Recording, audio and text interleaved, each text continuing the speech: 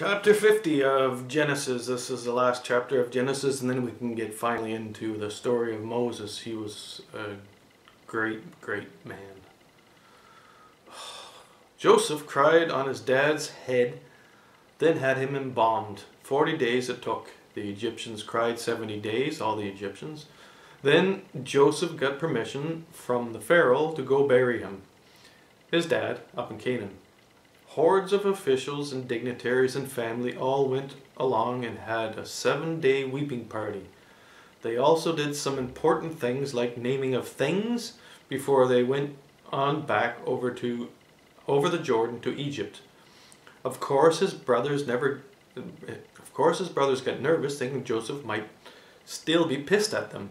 They told them Jacob said not to be, even though he didn't. But Joseph wasn't pissed. He was a wealthy man with a nation of slaves. What could be better?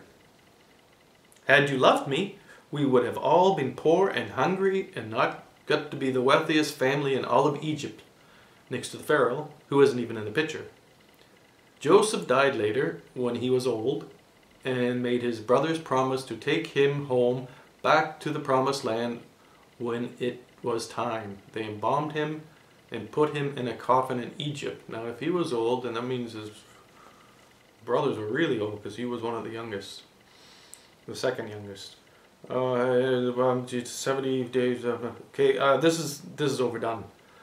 That all of Egypt cried for the old man that nobody knew of, just that he was the father of the dictator of, or the guy that controlled the Pharaoh. I mean, the whole story is ridiculous. And there's no evidence that the Jews were ever controlling Egypt, although maybe there is.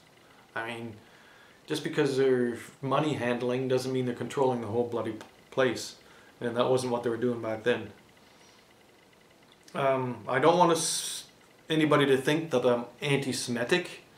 I like the Jews as much as the Christians and the Muslims and everything else. It's my objective to criticize all religion. Just so you know, this isn't specifically an attack at the Torah. It just happens to be today it's an attack at the Torah. And we might attack something else some other time.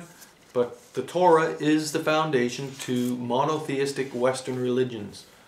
All three of them. And the derivatives, like Mormonism, is just an offshoot of Christianity, or Seventh-day of Latter-day Jehovah Witnesses is the same idea, just a few different parameters. What else we got over in North America? North America, they get so many bloody variations of the ism schism game.